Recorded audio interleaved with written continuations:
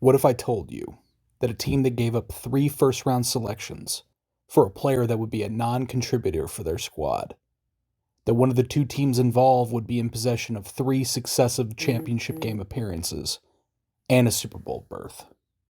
You would probably believe that the team that made the trade got their version of the Herschel Walker. However, the team that would find the most success was the one that failed.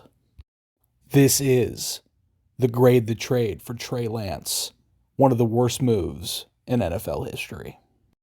The 49ers were in desperate need for a quarterback. Jimmy G couldn't stay healthy, and even when he was on the field, his play left a lot to be desired.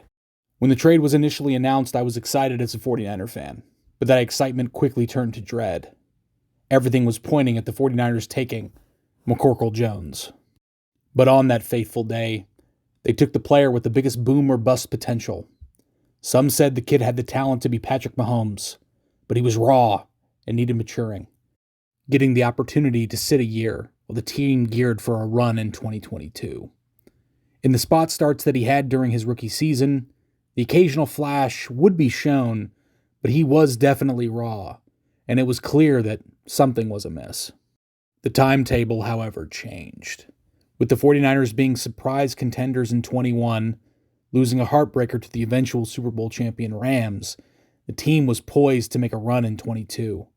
Trey would get his chance, starting for the team that had Super Bowl aspirations on the mind. It was becoming apparent that this wasn't working out. The experiment had turned to disaster.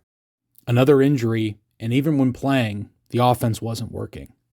He was slow to his reads, wasn't as athletic as promised. This trade was a disaster. Someone would make all of that irrelevant. When you do this style, because when you reset and you go to throw it, you're going to get hit. Watch the big hit he takes, and Brandon. When it comes to the trade on the Dolphins side, they won, flat out. Used the pick from the 49ers to trade for Tyreek Hill and Bradley Chubb. Now, when it comes to the 12th pick, that one moved around a ton. The Eagles traded up, traded down, traded up, traded down. Ultimately, in the end, the Cowboys selected with that 12th overall pick, and the guy they selected is a complete nobody, not even worth talking about. Penn State. My friend and I were talking about this trade, and this is the kind of move that dooms a team for decades. You don't give away 3 first-round picks for nothing and expect to compete.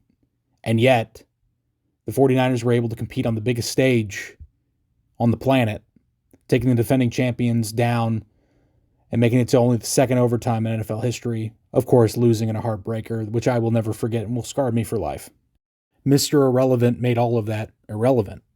If Brock Purdy was taken with the 3rd overall pick in the 2022 draft, no one would be talking about him the way they talk about him now. But since he was a late-round draft pick, he gets disrespected.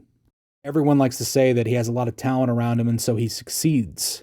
But we look at Trey Lance and we prove that no, not any quarterback can just come into the system and succeed. Some have given the kid crap because they believe that he has too much talent around him, and how can we tell if he's a legitimate passer? But I will end with this.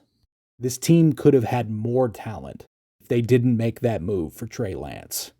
And also, he's never had an offensive line. The offensive line has been terrible outside of Trent Williams. And we've saved the best till last. So we're going to put it all on red, 49er red, with the 262nd pick in the 2022 NFL Draft. The San Francisco 49ers select Brock Purdy, a quarterback from Iowa State. What other trades would you like me to go over? Let me know in the comments. I will be making a big video to show my love for the NFL here very soon, and we got the Combine on Saturday. Can't wait.